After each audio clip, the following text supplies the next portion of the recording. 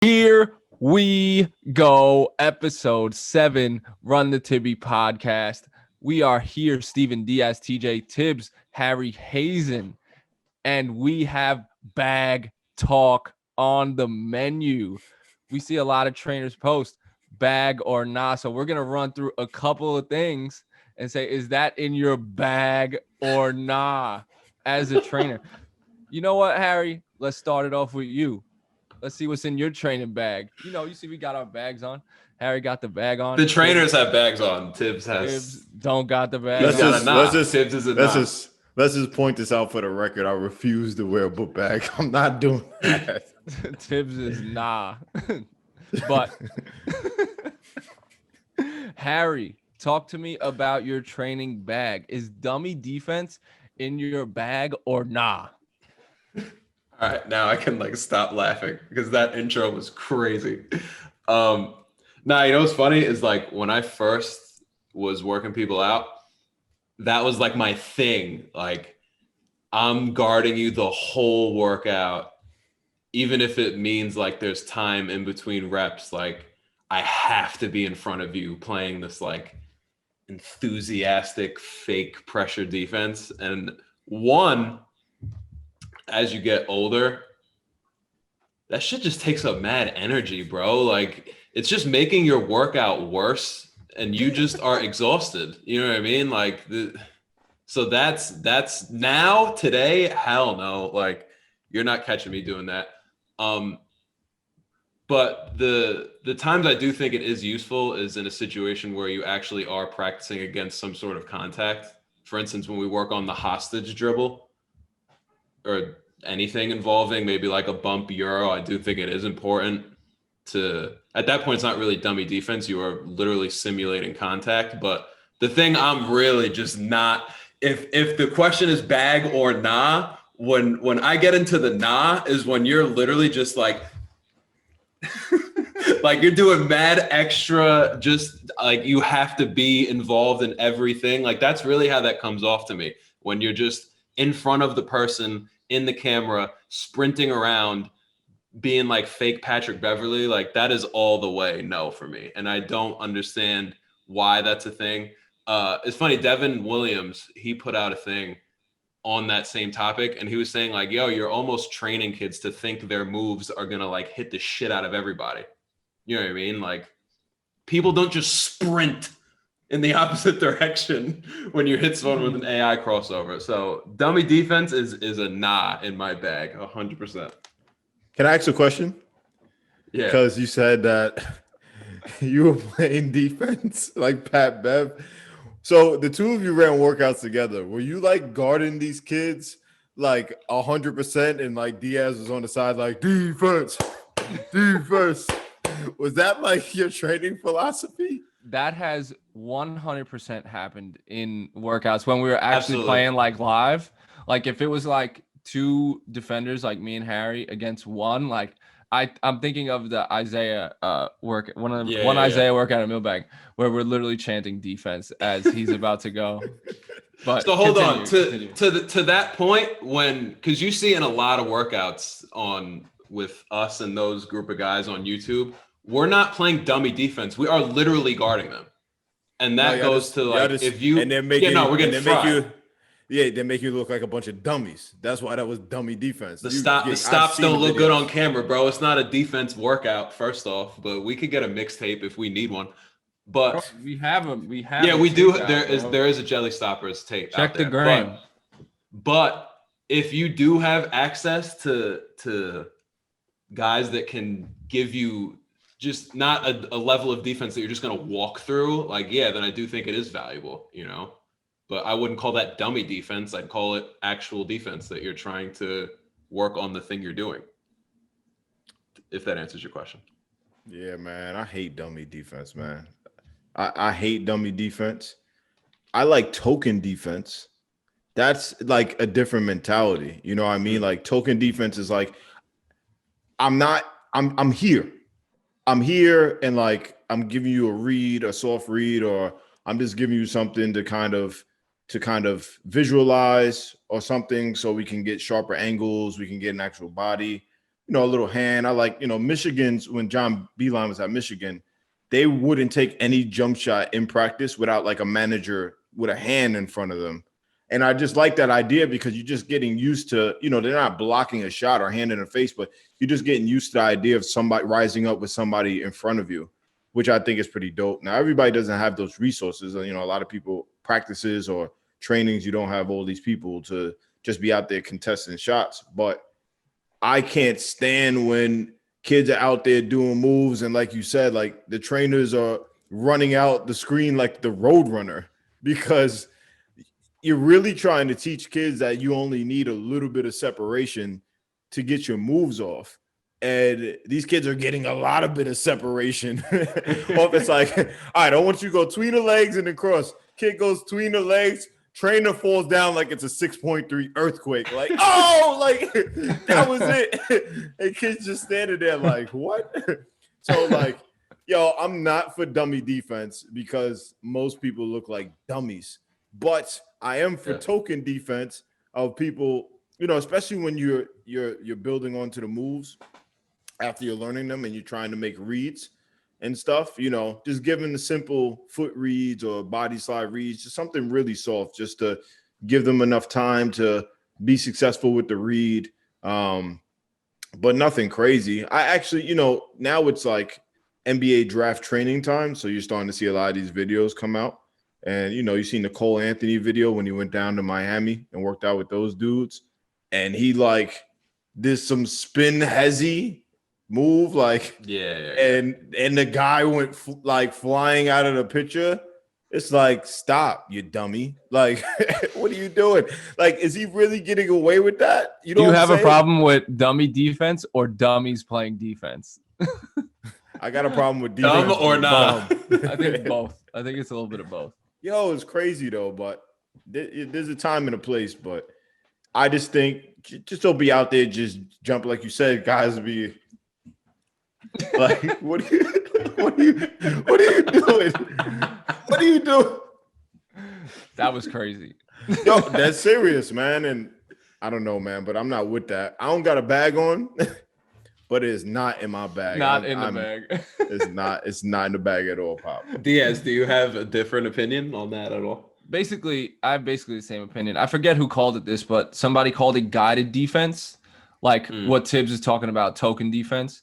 And even just saying like to your players or to the people in the workout that, hey, just play dummy defense on whoever has the ball is going to make them not play defense at all.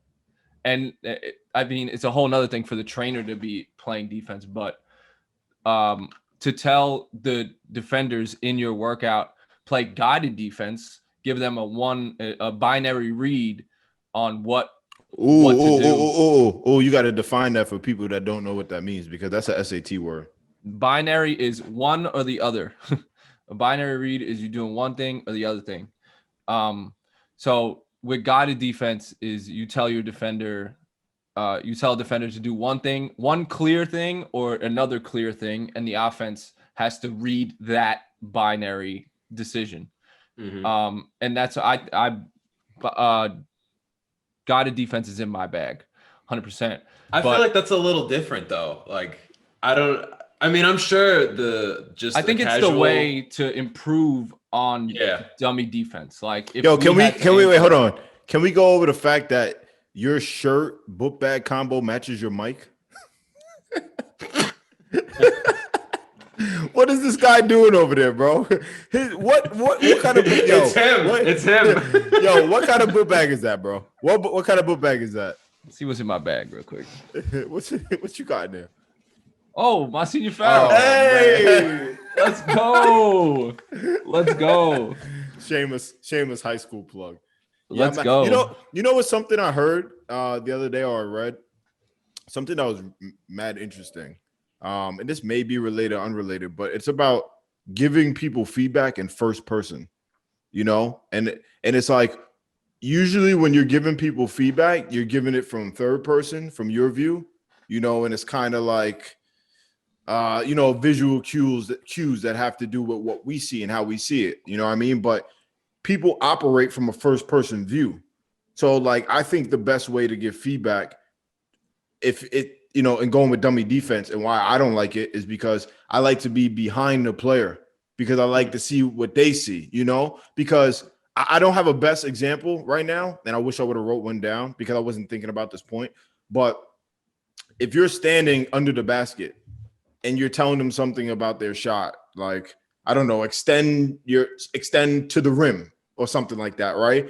That's from your view. So it's like coming towards you, but they actually see it from, first person, like first person player in video games. So you have to give them a cue that's like, it might not be like get to a 90-degree angle because they can't see that. You know what I mean? So you have to like give them a first person cue. That's why I like to stand behind players when they're making moves because it puts me more in their first person view than just standing from a different angle.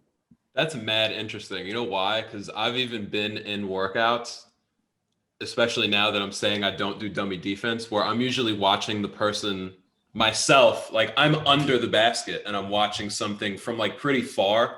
So you kind of have like a totally different vantage point of what they're doing. This isn't exactly the same as what you're talking about, but then like I would just get closer to them and I'd be like, oh, you're doing this right. Like even when I'm playing dummy defense, this move actually looks pretty good. I'm just seeing it from a totally different angle that isn't really relevant. You know what I mean? But the on ball looks fine. So I think that's an interesting concept of just like the vantage point that you can take as a trainer to see things. That's cool.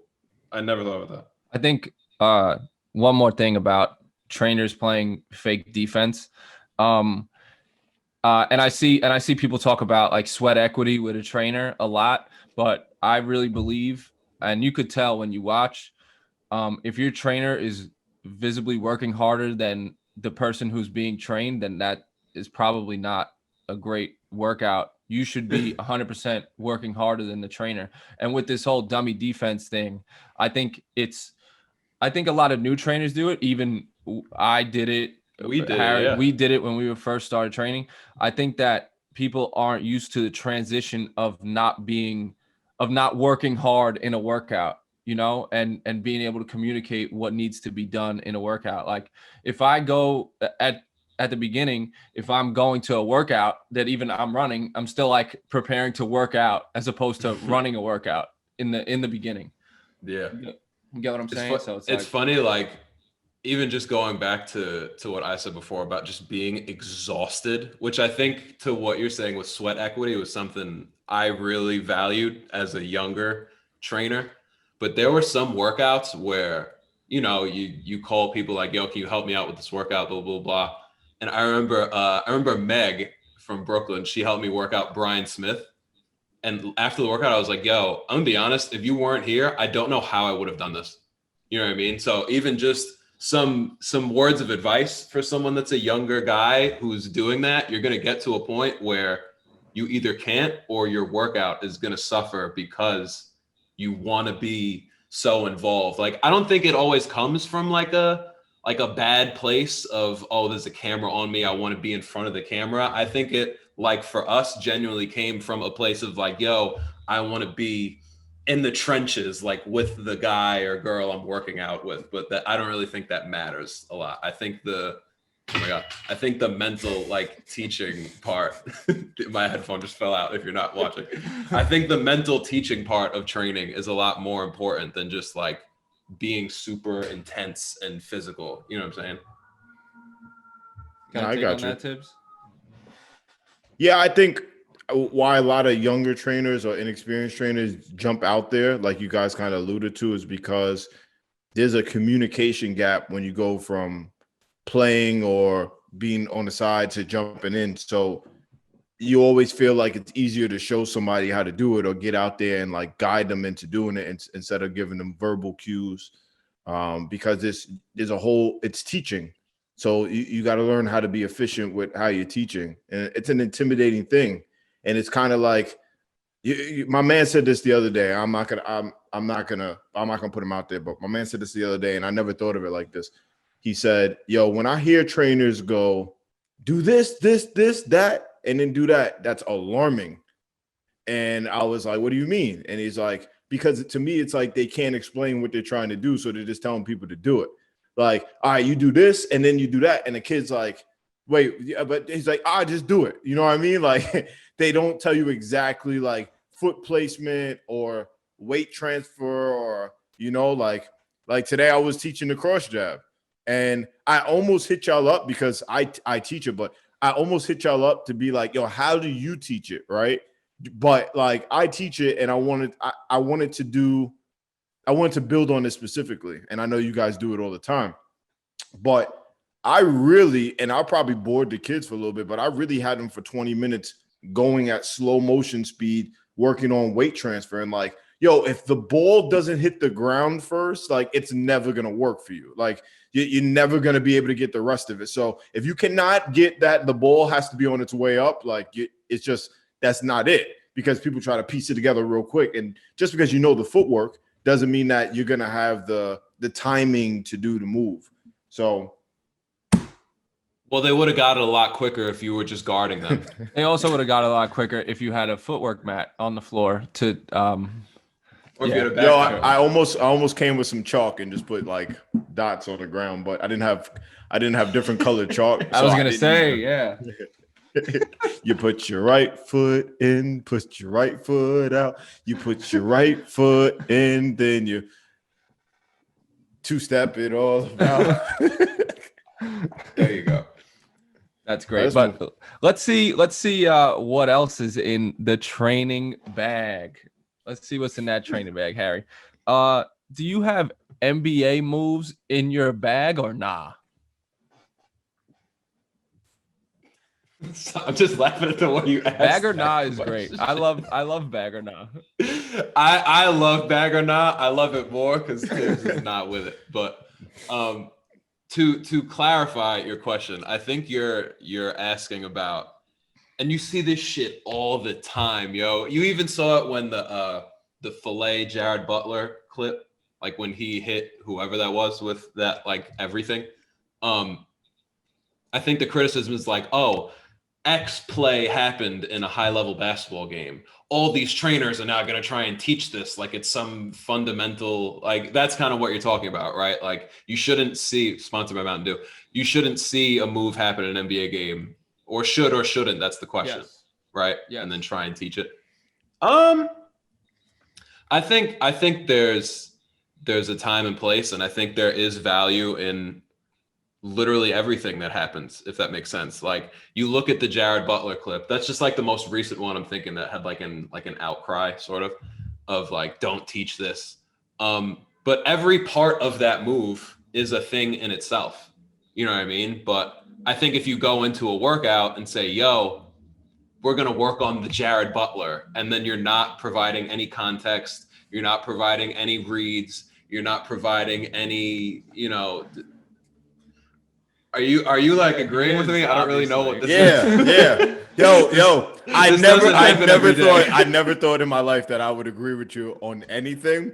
Your barber, for one, is not one of them.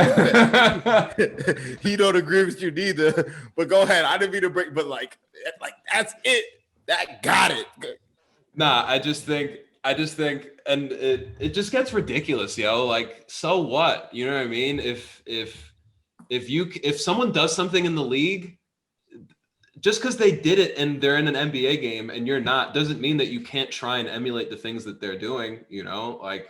Yo, I hate that, bro. Yo, I hate that, bro. I can't sit this one out, bro. I hate that, bro. I hate the Instagram, TikTok things going on where you got, Victor Oladipo made this move. Here are the steps of where he made this move.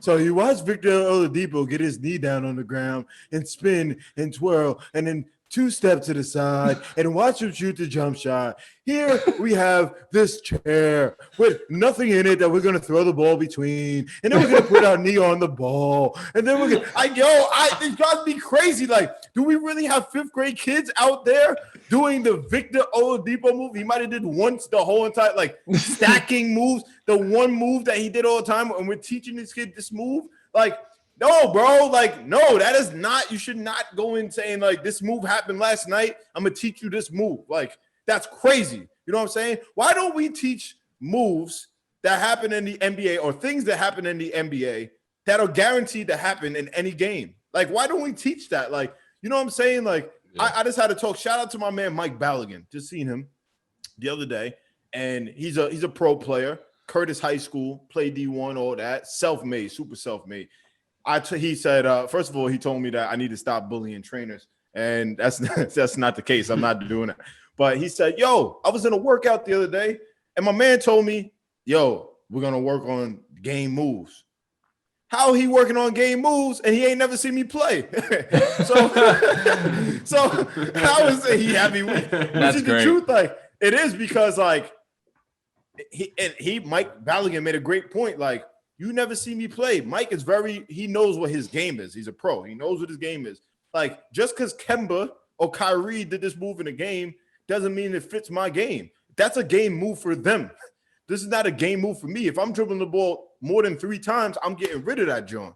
You know what I'm saying? So that's the thing. It's like, and that's why I think we're teaching NBA moves. And my bad for cutting you off, Harry, because you were on a roll. You were right where you were supposed to be. And you were talking about the things that we are not supposed to do. All right? So I think you got to break down what type of workouts that you're actually doing. Like, are you in a workout? Are you in a skill workout? Are you in a player development workout? Are you in a player enhancement workout? And I think there's a difference. The circumstances are different because I could take any random kid right now that I've never seen and that I'll never see them again.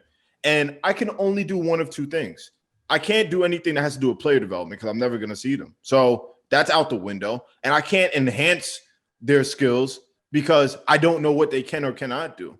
So I can either do one of 2 things.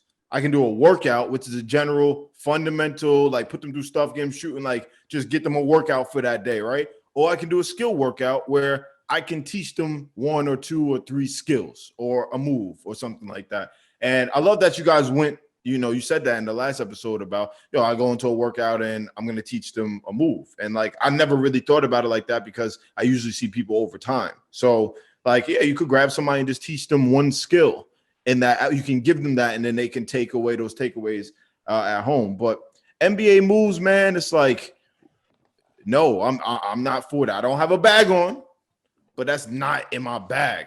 You feel me? You feel me, baby? Can I just say something real quick? I don't want to cut Diaz off. This is just something I thought was mad interesting that Coach Buck from Lehigh said. We were just kind of talking about trainers, and he said something to the effect of, I'm tired of seeing guys teach these moves that 5% of NBA players do 1% of the time. You know what I mean? Like, Steve likes that analytics. But to the point, there's things that NBA players do on a consistent basis that are still cool and like really impressive. Here we go. That's 5% of NBA players doing it 1% at a time. That's a lot of zeros on the wrong side of comma, Pop. That's 0.0005. I don't even know what percent that is. That is no good, bro. You are not 0.0005%. I'm sorry. Right, my bank account. So to that effect, like if you're gonna build a workout off of 0.005%, I don't know. You know what I mean? But there's things that James Harden does. So I feel like James Harden is kind of like the guy to emulate if you wanted to go just off the wall, just go crazy. But there are things that he does that are super simple, that are really effective, that you could probably put in every workout, that you could pull off in a high school game and your coach won't bench you. You know what I mean? Right. I think the blanket statement of emulating NBA players isn't exactly all the way wrong. It's just wrong kind of in the context that we're talking about it, where it's like you see an unbelievable play and now you're just putting it in your workout because it's like, it works. That's really how I feel about it. Like, I think there's a time and place for it because I think we even grew up on, listen, if you weren't a kid, I was a kid who, you saw Michael Jordan do the step back and then shoot it, and I would just go outside and do it. And I would literally do the same thing with like hot sauce. Like if I saw hot sauce do a move, and I just compared Michael Jordan and hot sauce. But that's how important those 2 people were to me in my childhood. But emulating those. I think there's a place like you don't want to limit. This coming from somebody who probably don't season their food. don't Michael go. Jordan. He like Michael Jordan and he like somebody named Hot Sauce, aka Philip Champion, and he don't season his food though. Go ahead though. I will drink adobo right now.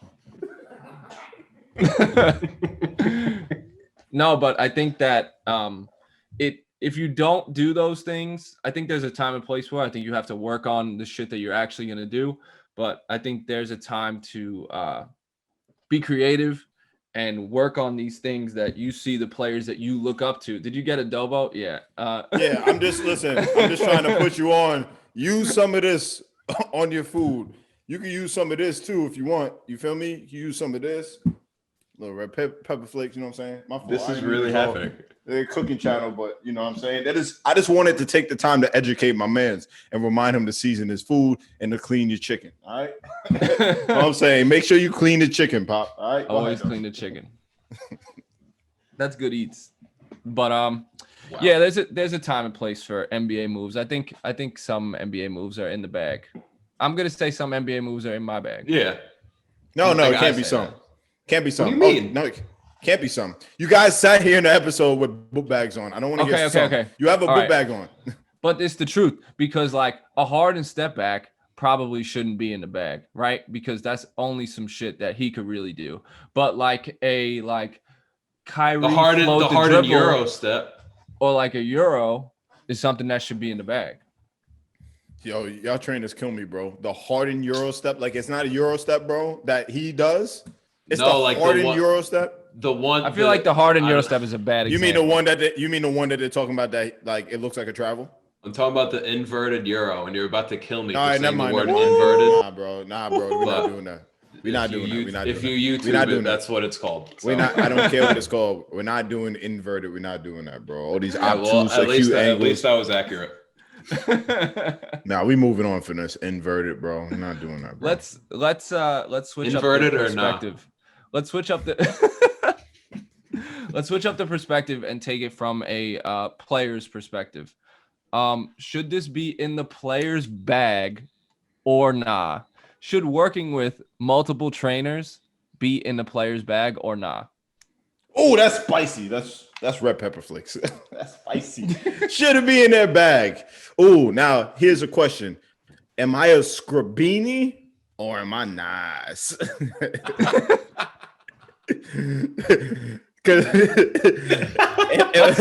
Let's start with you're a Scribini. You're a Scribini working with multiple trainers. Hell nah. No. If you are a Scribini, you should not be working with multiple trainers because that is actually making you worse, in my opinion. You're going from trainer to trainer to trainer, and a lot of trainers get frustrated by working with kids or players that aren't that good or can't do things that their other clients can do. So they've gotten so good at teaching advanced things because they're advanced on their craft that they've stopped working with kids who are either just starting out or are really struggling at their age. So you should really go with somebody who understands what you need and can appreciate your growth. So you don't just go from one trainer and then all of a sudden you're like, oh, I got a little better now, I can go to this advanced trainer. Like, no, you should be growing with your trainer and having constant talks with the same trainer. So if you're a self-admitted Scribini, then that's fine. But you should be with one person. But if I'm nice, you feel me? Then I think there's a lot of value to working with other people. But less than about being good and more about your approach to getting better, because you can, if you're somebody who can work well with others, then I think there's value to every once in a while going to other people and getting a fresh look at things. And more importantly, getting fresh eyes on your game, and I'll use it from my coaching perspective. Sometimes, and Steve has heard me say this, you're too close to the elephant. You're just way too close to the elephant. And to use that example, like you standing next to the elephant and you have no idea how big it is. Like you can see it's big, it's right there, but you have no idea in the realm of things how big the elephant actually is until you take steps back and you start getting a view of the whole entire elephant next to now trees and other things. You're like, yo, that animal's really big. You know, same thing like if you stand next to skyscrapers in New York City, like, yeah, when you're standing right next to the building, you look straight up, the building looks big. But when you have 1,000-mile view and you can see what it looks like as opposed to other buildings, then you realize like, wow, that building is really big as opposed to the rest of the city. So when I'm watching my team over and over again, sometimes I just need somebody else with a different eye to just look and like, oh, it's not that bad. Or no, like this is actually what's going on, because I know the tendencies of my players or my coaching style. So I kind of get numb to what I'm actually doing wrong. And that could happen with trainers and players when you see the kid over and over again and you're kind of like resigned to the fact like they do this and we could get it better, but like it's good enough. You know, somebody else may say like, yo, why, you know, this could be a little bit better. And it may take a lot of time to make it a little bit better, but overall it's going to help you a lot. So I think there is value if you have that personality of working with multiple people and getting different things, because different people are better at teaching different things. So working with multiple trainers overall is in my bag. I think working with multiple trainers overall is something that I'll definitely have to put in your bag. And if you tune into this TikTokogram, you'll see why. 5 reasons why that it's in my bag. How do I follow that up? Wow. First off, I can't believe I'm about to use this word in a sentence. If you're a scrubini, I'm also right. If you're scrubines, I'm also assuming that you are probably younger because you just started playing basketball and like when you some high school scrubino Benz or Bentleys. Come on now. No, don't. Wow. Don't get me wrong. People are horrible at basketball at all ages, but I'm saying. But yo, that's not what a scrubini is, though. You don't got to be horrible. Like it's just relative to where you are. You know what I mean? Like just understanding that you have a long way to go. Listen, we all have a long way to go. But if you have a much longer way to go than your counterparts, then scrubini. All right, maybe there's a vocab gap here, so I'm just gonna talk and not use that word. But if you're younger, potentially scrubini, you even look at like elementary school, like you have that one teacher, you know, whereas like when you get older and you're in high school, you have like a different teacher for every class. Sometimes it's good to just at a younger age have that one person that fosters that like learning environment for you. So I think that's kind of an interesting thing to think about. But I also just to staying with one person, if you do need that help, that person, and I think this is kind of where the argument stems from in general, where loyalty amongst trainers is kind of like a hot topic, is if you kind of built somebody from scrubini to not scrubini, you know what's best for that person. You know what are the next steps for that person because you've been with them and seen them grow over a period of time. Whereas if I see somebody, for the first time, I don't know their game. I don't know what they've been working on for years. I don't know what their weaknesses are. You know what I mean? So I think that's kind of where the criticism of moving on to a second trainer could stem from, because I don't want to say like the hate, but that original trainer is going to look at that and be like, yo, like, what are you doing? I know what your game is. I know how to get you better. Why are you at this second person? You know what I'm saying? But the devil's advocate is that second person could have something completely different to offer that you're just never going to get from your original guy, period. And I think that's what's cool about training, coaching, is everyone's super different. But at the same token, if you go to that second person and they suck, you got to go back. So I think it also gives you a perspective of like, yo, what is a player should know, especially when it comes to coaching, but I know we're talking about training, but a player should know what type of trainer or coach they want to play for or work out with, because especially do your Googles. Do your Googles. But especially when it comes to choosing like a college coach, you should have experience in things that you don't like. So as crazy as it is to say, you should work out with multiple trainers to see who sucks. You know what I mean? Like that is like something to think about. Yo, don't get me started on the people picking schools and not picking, coaches and then being mad about the coach in general. Like, you just gotta do your Googles, do your research. I don't want to get into that. It's a whole nother pod in itself. But that's a great point, man. It's a lot about is a lot of it is personalities and just working relationships. Like everybody just don't mix well. And I look at Floyd Mayweather, somebody professionally that I just admire as his craft, right? I try to take a lot of things from his approach and stuff. Sometimes when people not listening, you just gotta knock them out. You know what I'm saying? Like that's that's the thing. But his uncle, and rest his soul, his uncle had him from like teenage years all the way through him being, arguably the best boxer of all time. But more than the fact that his uncle was his trainer, his uncle trained other really, really good fighters that are professionals. And I'm sure his uncle, who was a boxer himself, and they came from a boxing family, his uncle was a craftsman. So boxing, he helped craft Floyd's style. And I'm sure they both got, as Floyd got better and more notoriety, his uncle got better as well, and in a sport that is individualized, he was the best person for him. And I just think that, like, we look at the NBA draft stuff and you see guys and then they start going to different guys. I also think there should be trainers that encourage their guys. And I know it's a business. I say this all the time at every podcast, but encourage guys to to go to another trainer once or twice, or, to get a feedback, kind of like a specialist thing, like doctor wise, like go get a second opinion. But come back here, and this is in the lab. This is what we're gonna do. Like this is the home team. But just go get a different peace of mind and stuff like that. So I wish that happened more for people. It would probably be a lot better for their games. I think in theory, this idea of jumping to multiple trainers is great to get different opinions from different people who message it differently.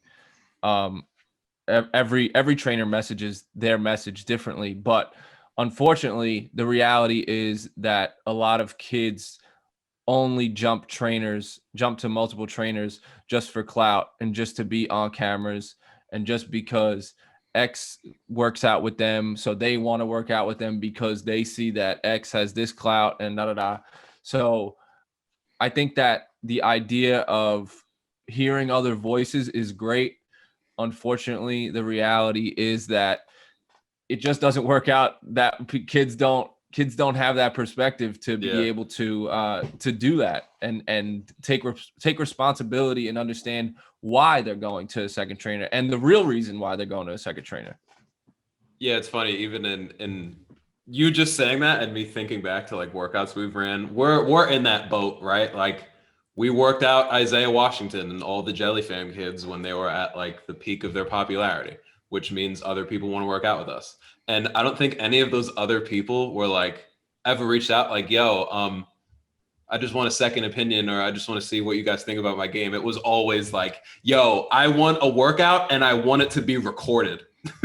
Like that is literally, I could not tell you how many messages said, I want a workout with you, and can Wale, can Primetime Hoops come and record it? So if that's the reason you want a second trainer, yeah, no, at the end of the day, that ain't it, buddy. At the end of the day, if you're in it for that, you're just not going to be good at basketball, and time will tell for you. But yeah, I do think an interesting thing about multiple trainers thing is sometimes let's say we were still working out in shout out to St. Thomas, who was the first gym that we really had consistent access to. But even in saying we had consistent access, we only had access to that gym at 9 p.m. or later on certain nights of the week. So the reality, especially in New York City, if you're going to have multiple trainers, it might strictly just be a facility and access thing. You know, like let's say I am working with a kid and I can literally only see him 3 times a week, even if he wanted to come every possibility, right?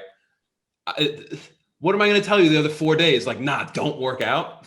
I can't do that. I literally can't do that. I wanted to segue into that. I wanted to say, do you think that trainers should hold the people that they train to some type of loyalty? Do you think that there should be as a trainer? Do you think that the kids that you train should be loyal to you? Ooh, you want to jump on that? You got a thought? Me?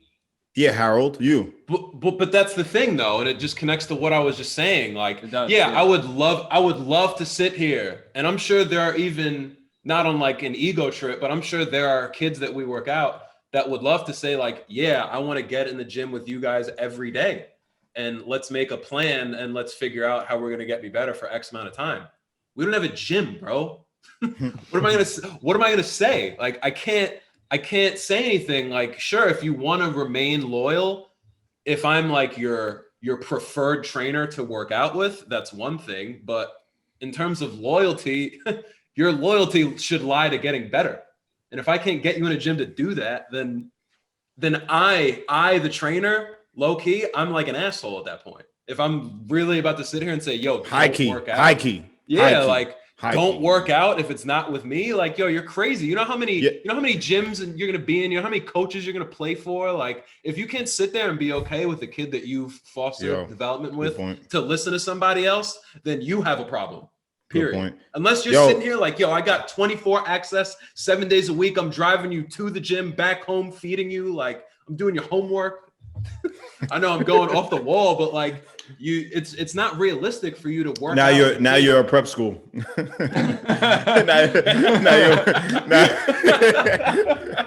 now you're one of those made up prep schools.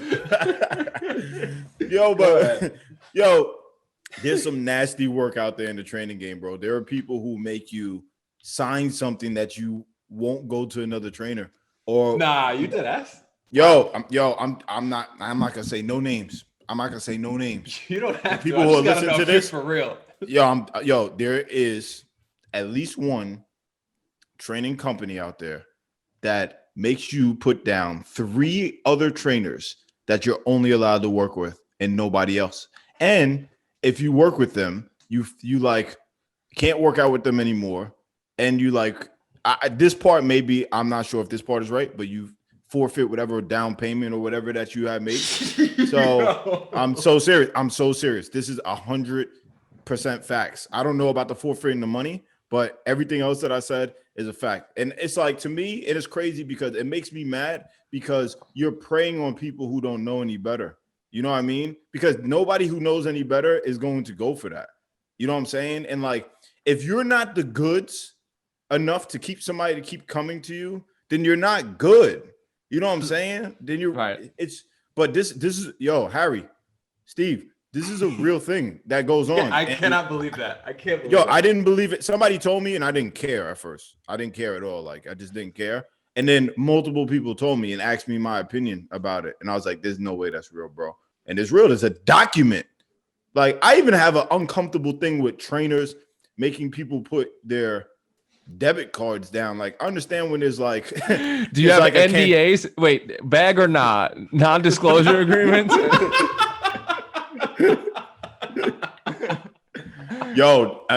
Man, I wish this was a joke, but it's funny. And like, but what's worse is that people actually go like and just think like that's okay. Whew.